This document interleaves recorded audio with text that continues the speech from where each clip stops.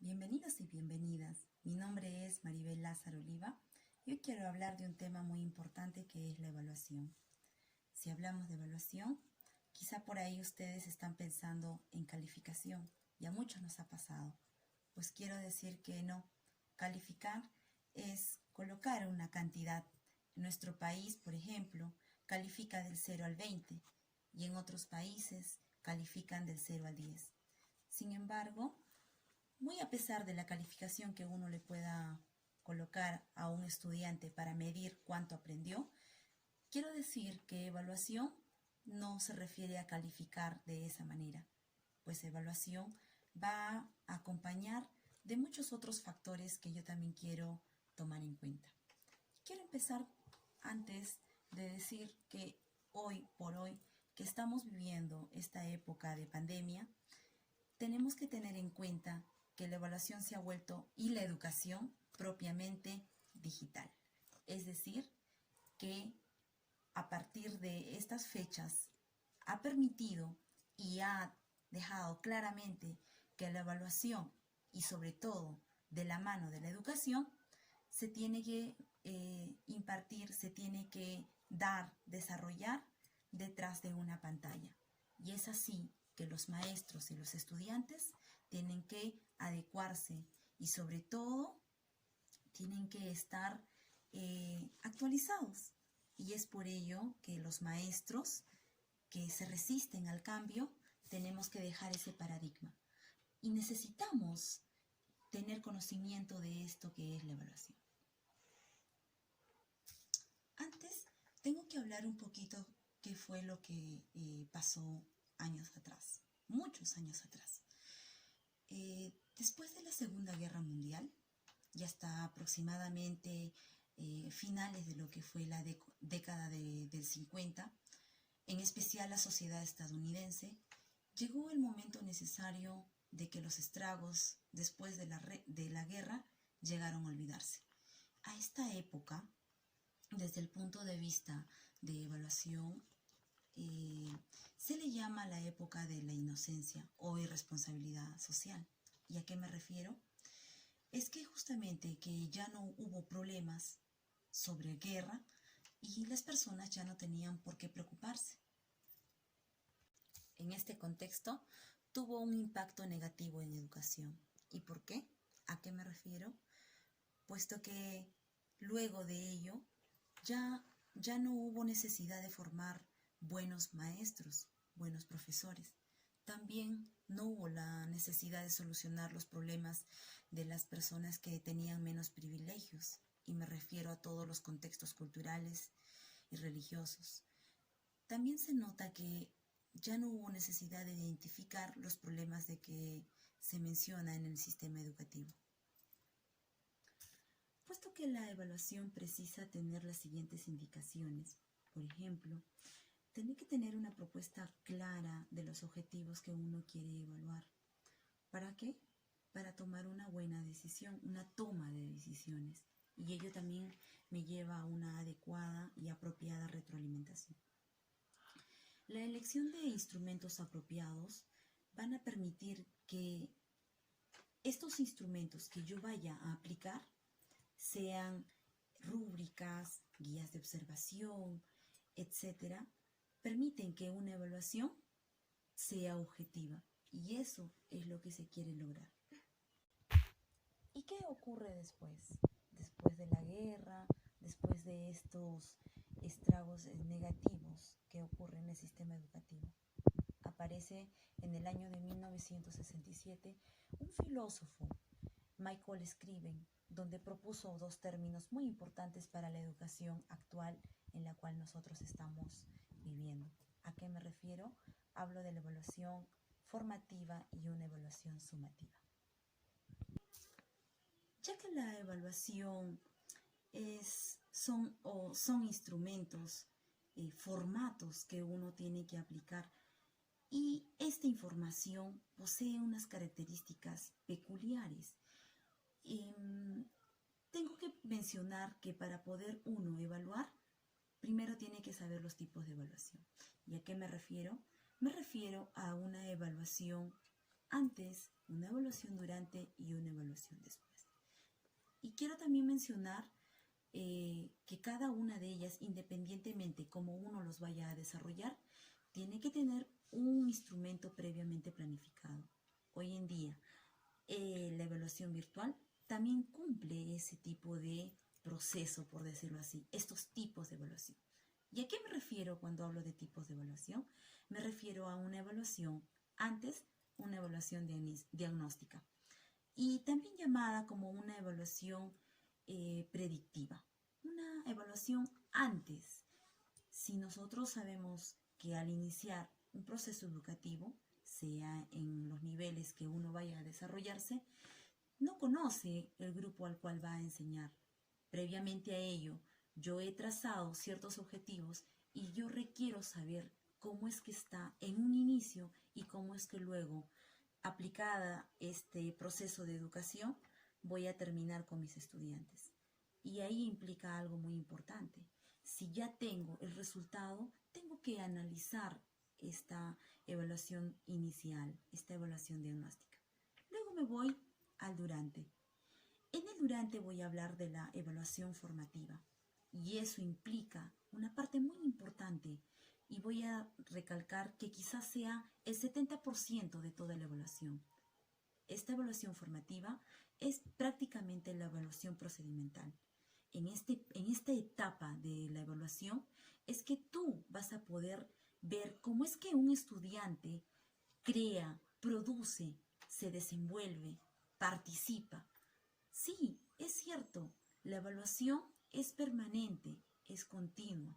Desde que ingresa al aula hasta el momento que se retira, el estudiante es evaluado y tiene que ser acompañado en su debido momento para hacer una retroalimentación. La retroalimentación en la evaluación es la parte más importante. Es la toma de decisión que tú tienes frente a tu estudiante para poderlo apoyar, para poderlo monitorear, guiar, inducir. Es más, poderle dar a conocer a él.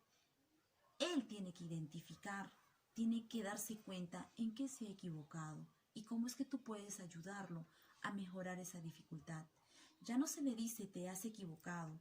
¿Por qué? Porque yo lo digo. ¿Por qué? Porque has marcado mal. Porque has escrito como yo no te he pedido.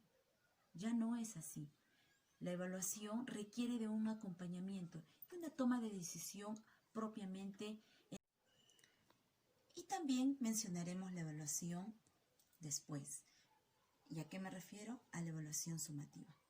Y quiero recalcar algo importante en estas tres etapas. Si bien es cierto, las tres son una hilación continua, una tras otra, la evaluación durante me parece que es la más importante. ¿Y por qué? Porque ahí está la evaluación formativa. Esta etapa es la toma de decisiones en su debido momento y oportuno.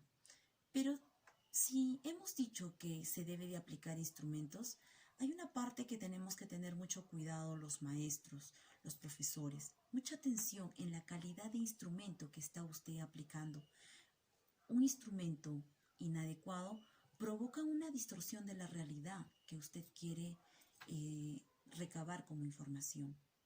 Cabe mencionar que si no está direccionado a un buen objetivo, el estudiante, su estudiante, no será evaluado de la manera apropiada, mucho menos será acompañado, y una retroalimentación inapropiada a su estudiante causará consecuencias posteriores negativas. He mencionado que la evaluación tiene un 100%, ¿sí? Cuando nosotros ingresamos a un aula y observamos a nuestros estudiantes, estamos evaluando de tres maneras. Sí, hemos dicho que hay un antes, un durante y un después, pero en todo ese proceso, porque la evaluación es permanente, hay un porcentaje que uno quiere lograr, una calificación, como les mencioné, del 0 al 20 aquí en nuestro país y en otros países del 0 al 10, de acuerdo al programa educativo que se esté desarrollando en su política. Se puede evaluar, nosotros vamos a poder evaluar de tres maneras. Primero, tenemos que ver el procedimiento. la evaluación procedimental recaba un 70%. A ello me voy donde usted, ¿a dónde apunta? ¿Qué indicadores y qué criterios está tomándose en cuenta? ¿Qué producto? ¿Qué está haciendo? ¿Qué ha creado su estudiante? Es la parte más importante y con más peso. Tiene un 70%. Luego vamos a ver una parte de la evaluación conceptual. A ello yo le voy a poner un 20%. ¿Y por qué? Porque son la parte teórica, el marco teórico, es la parte conceptual, donde un estudiante da a conocer de manera memorística o quizá por la práctica misma, ya lo da a conocer. Estos son los conocimientos, recabación de información, cómo plasma. También vamos a mencionar una parte de esta evaluación que es la evaluación actitudinal. Importante también, porque equivale a un 10%. Sumado a estos tres, sale un 100%. Y aquí también se desarrolla lo que son las habilidades blandas, sus actitudes, cómo es que se desenvuelva en el entorno de su aula. Bien, y ahora que estamos hablando de evaluación virtual, también quiero mencionar que si bien es cierto, las clases se dictan vía online por diferentes plataformas que se nos está presentando en nuestro país y a nivel mundial por esta necesidad que tenemos de que la educación no debe de parar, debe de continuar. Y es más, llevar de la mano a todo lo tecnológico que tenemos al alcance, y es un reto para nosotros los maestros y para que usted que está escuchándome, enfrentar, es más, lidiar con esto. ¿Y de qué manera?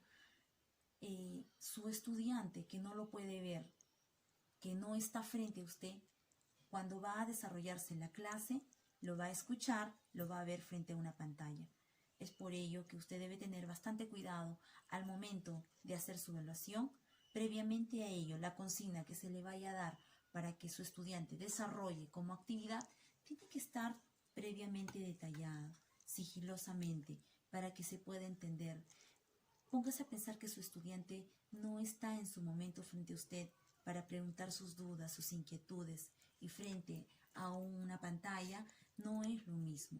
Por eso tenga mucho cuidado como característica principal que esta tarea debe tener bien detallado lo que usted quiere lograr, lo que usted está solicitando. Posteriormente tiene que evaluarlo. También tengo que mencionar una característica muy importante.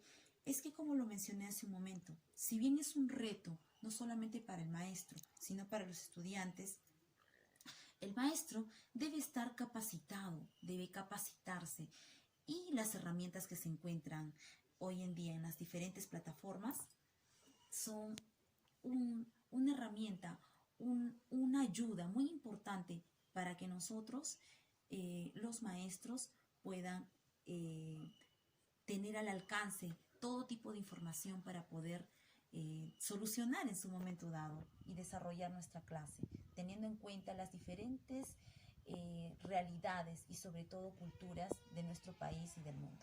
Bueno, el día de hoy he querido compartir con ustedes este tema importante que es la evaluación. He hablado de un poco más de atrás, he hablado características. Espero que les haya gustado y sobre todo servido un poco como aporte a lo que es en nuestro campo de educación y sobre todo la evaluación. No sin antes quiero terminar de decir que la parte más importante y esencial en una evaluación es la retroalimentación. Etapa importante de un estudiante, porque es donde usted puede conducir, apoyar, es más, permitir que él reconozca su propio error y en su momento dado poderlo llegar a detectar y encontrar la solución.